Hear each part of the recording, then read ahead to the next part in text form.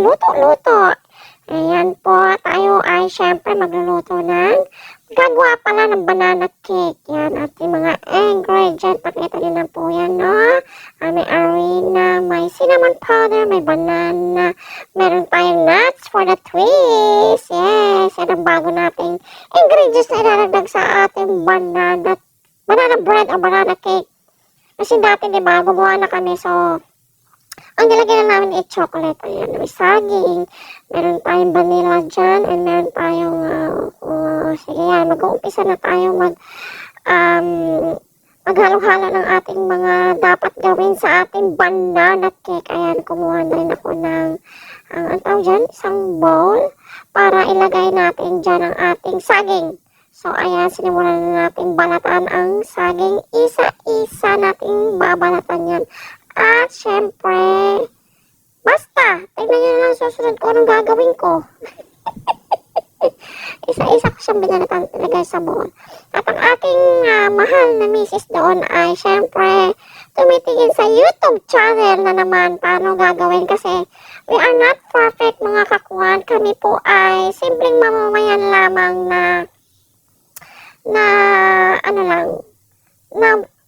nagdedepende lang tayo sa YouTube din pag may gusto kami lutuin. So, yan, nanonood lang kami ng YouTube. So, kung may gusto kami lutuin, YouTube lang tayo para matuto tayo.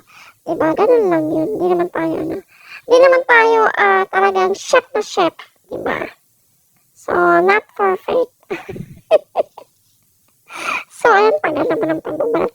Siguro mga 7 o 6 na saging yan na overripe na po na saging yan. Yan, hinugasan ko po ang aking mga kamay yan kasi umpisan na po natin yung lamas-lamasin ang saging. Malinis ang kamay ko dyan, mga kakuhan. Kasi sabi ng asawa ko, lamasin ko na lang daw. Malinis naman daw yung kamay ko at mas madali.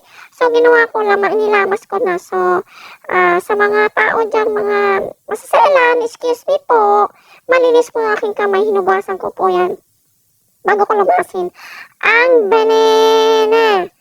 So, overripe na po yan na saging. Kailangan po talaga overripe po yan na saging ang inyong gagawin sa inyong banana bread or banana cake. Ano ba talaga? Cake or banana? Cake or bread? Mahala na kayo dyan mag-isip kung ano ba talaga yan. Basta gumawa kami ng bread or cake na banana. So, it's one of my favorite din po yan. Automatic yan pag may saging yan na binigay sa kanya at overripe na, ginagawa na namin yung banana or bread. Banana bread, banana cake, ayan. Lamas-lamas po tayo, kailangan po talaga durog na durog po yan, pero hindi ko pa masyadong nadurog yan. So, ayan, dito naman tayo sa paglalagay na ng gatas. Hindi ko alam kung ilan sukat na yan, bahala na kayo. Okay, not perfect po tayo din gumawa niyan. Kung ilang cup yan, manood na lang po kayo sa YouTube channel po, kung paano ba. And then, nilagyan natin ng suka. Yan, nilagyan po natin ng suka. Kasi ang suka daw, yan po daw nagpapamoist sa ating cake. So, ayan, naglagay na rin po tayo ng arena dyan. Kasi syempre, i-stir natin yan, sasalain natin yan. Baka mamaya mayroong mga buo-buo. So, kailangan talaga fine ang ating flour. Fine. Ano ba yung fine? Very, very fine. Kumbaga, durog-durog. Ewan ko, basta. Yun na yun, ayan. Nag-ano tayo ng ating arena. Tapos, ang isusunod natin ilalagay dyan ay, ano ba isusunod? Hindi. Kanya na pong inipisang alog-alogin. Mali. Kasi meron po siyang nakalimutan. I-check niya po ulit kung ano ba yung mga dapat na ilagay pa daw ihahalo. Diba? Not perfect. Nga kami.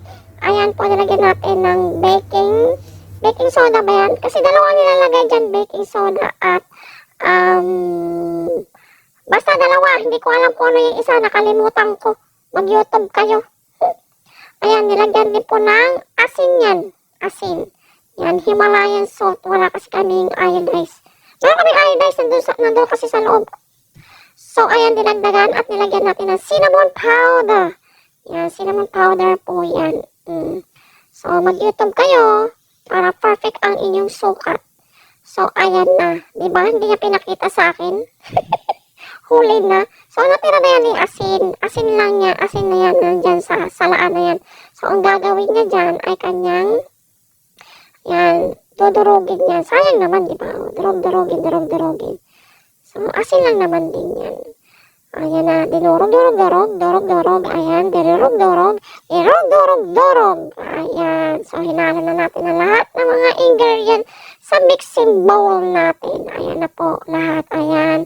Kanyang hinalo-halo na. Mekos na ng aking asawa ang mga ingredients together forever and ever. Ayan na po. Halo-halo.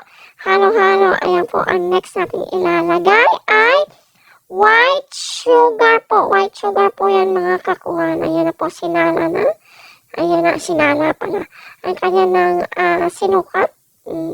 Basta sa YouTube channel, manood po kayo kung ilang sukat po yan. Kasi hindi pwedeng tansya-tansya. Kailangan po talaga sukat-sukat po yan para hindi po magkamali ang inyong paggawa ng banana bread or banana cake. Ayan. So, next po na ilalagay dyan ay brown sugar.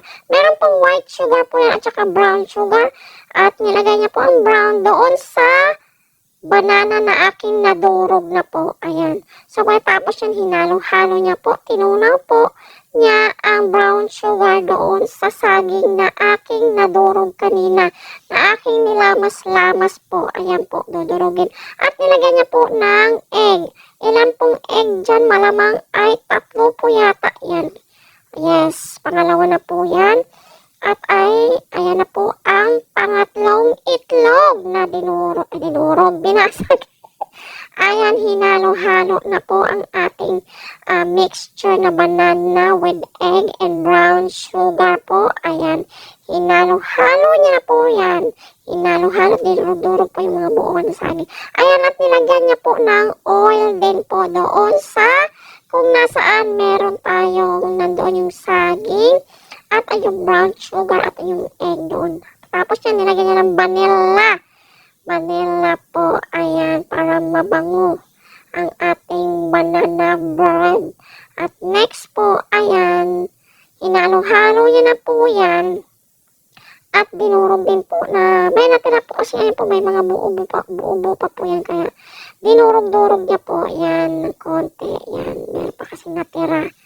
So, hindi ko na perfect na lamas, diba? So, ayan, dinurog-durog niya pa yan hanggang sa madurog niya.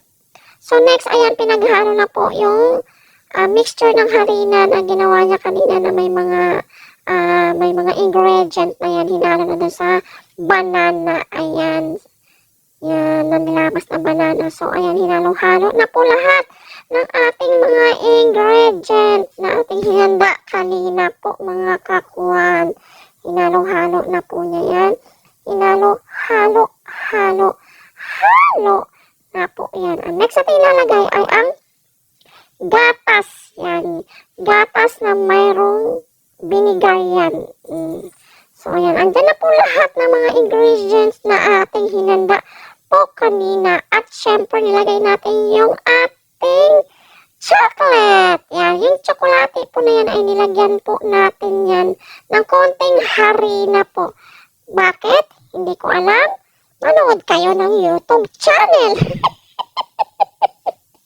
Sa mga perfect na gumagawa ng mga nagbe-bake talaga dyan. We are not expert po. Kami po ay nanggagaya lang din po sa YouTube. Ayan po. So, ayan na po ang ating twist. Nilagyan natin ng nuts kasi nga naman parang masarap yan. Yung una po namin ginawa kasi dati na banana bread, hindi po kami naglagay ng nuts. So ngayon po, yan po yung bago na ingredient na aming dinagdag. Kaya nga po sa thumbnail nakalagay with the twist. With the twist po nuts. Ayan po, hinanda ko na po yung, ano ba tawag dyan? Basta yun na yun, yung aluminum na paglalagyan ng ating banana bread. Ayan. So ayan. Nagpunas po ako, naglagay po ng oil para po hindi po dumikit ang ating banana bread sa ating hulmaan or sa ating foil na yan. Na paglalagyan ng banana cake, ayan po, nilagyan ko po yan lahat. Siyempre, kailangan lagyan. So, ayan, nilagay na po namin yung ating mix na banana bread na ingredient. Para gumawa na tayo at ilagay na sa oven yan, di ba, na Bebe Casper? Ayan po, nilagyan na natin. Ayan, napakasarap. Napakasarap po niyan talaga. Super. Manood po kayo ulit sa YouTube channel kung hindi nyo po alam gawin. It's easy to prepare lang po. Basta kompleto ang inyong mga ingredient, mga kakwan. Ayan po. Diba? Tapos tinaktak-tak niya kanina. Hindi ko na na-video. Tinaktak kasi kailangan wala siyang bula. Wala siyang mga bula-bula. Tak-tak-tak muna bago nyo ilagay yung chocolate on the top. Siyempre, kailangan. Napakasarap.